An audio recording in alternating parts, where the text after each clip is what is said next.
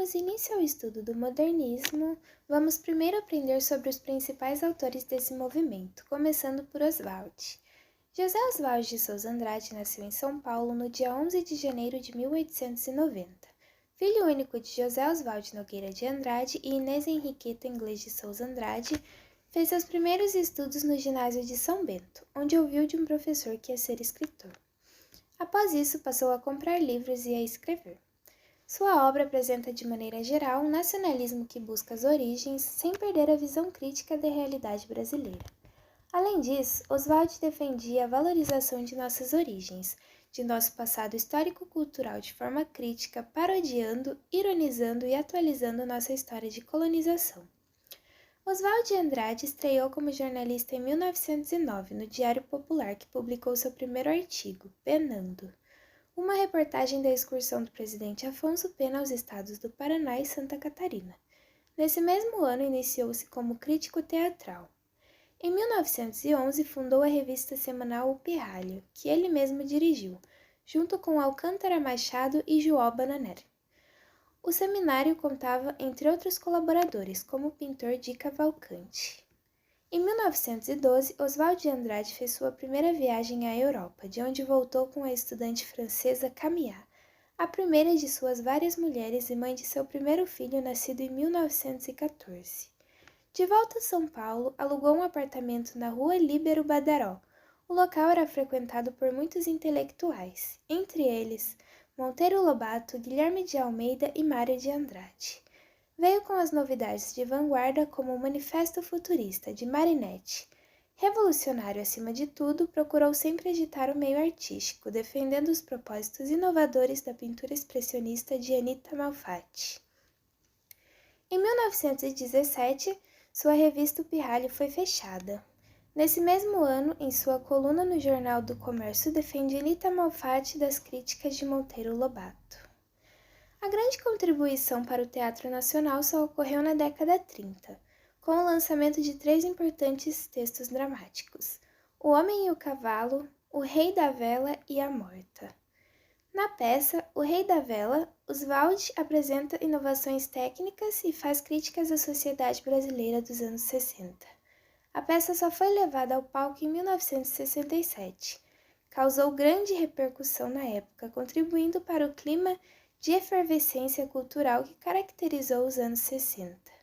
Após longa doença, Oswald faleceu em São Paulo no dia 22 de outubro de 1954.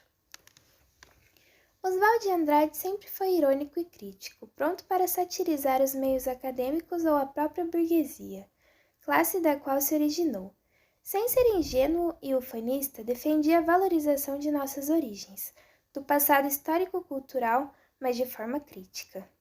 Uma das propostas mais importantes do projeto artístico de Oswald era a ruptura com os padrões da língua literária culta e a busca de uma prosódia brasileira que incorporasse todos os erros gramaticais vistos por ele como uma contribuição para a definição da nacionalidade, como no poema Pronominais. Dê-me um cigarro, diz a gramática, do professor e do aluno, e do mulato sabido, mas o bom negro e o bom branco da nação brasileira dizem todos os dias: deixa disso, camarada, me dá um cigarro. O poema utiliza de linguagem formal e informal. No trecho Me dá um cigarro, observa-se a utilização de próclise, que não é permitido de acordo com a gramática brasileira por iniciar a frase com um pronome.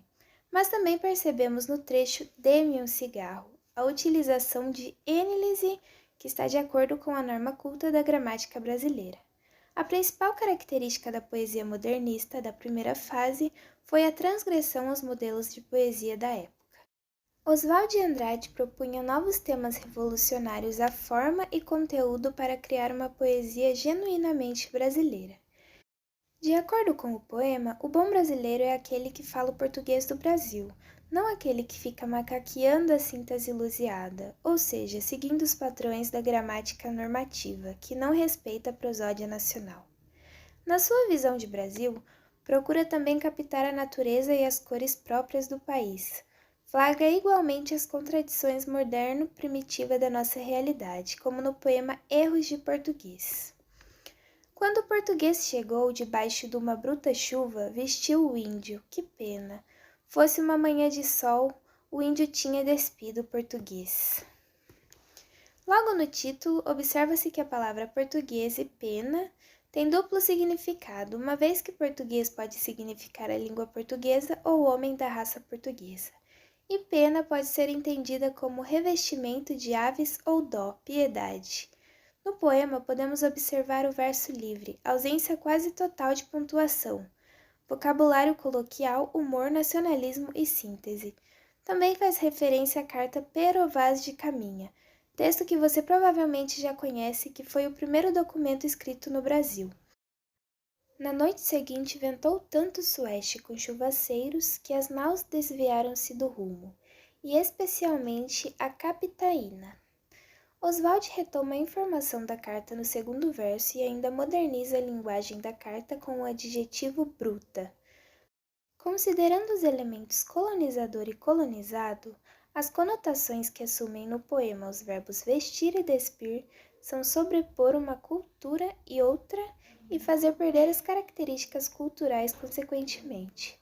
O quarto verso transmite a predominância da função emotiva da linguagem, sintetizando o ponto de vista do autor sobre a relação português e índio. A consolidação do projeto modernista no Brasil foi o principal eixo condutor da literatura de Oswald.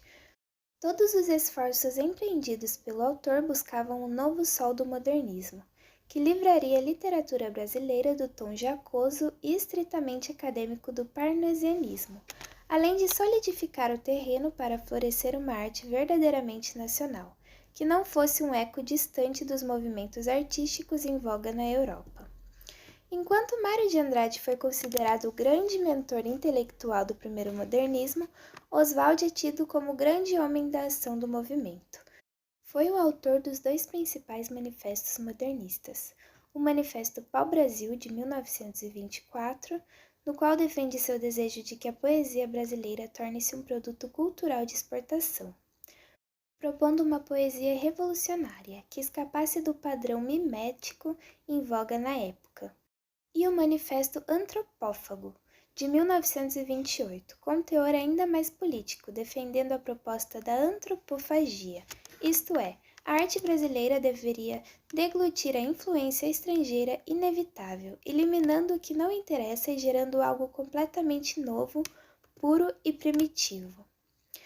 Oswald de Andrade é um dos grandes responsáveis pela inovação não somente do teatro brasileiro, mas na literatura como um todo. Usando e abusando da inventividade, seus textos introduzem uma nova linguagem à dramaturgia nacional.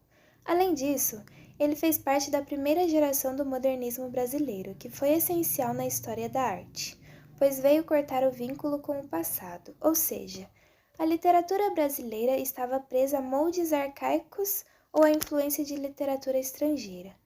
O modernismo minimizou esses laços e inovou a literatura brasileira, criando uma literatura especialmente nacional. As antigas escolas como o simbolismo e o parnasianismo tiveram que se afastar para que o novo adentrasse ao país. Os autores brasileiros buscavam pelo moderno, original e polêmico, com o nacionalismo em suas múltiplas facetas.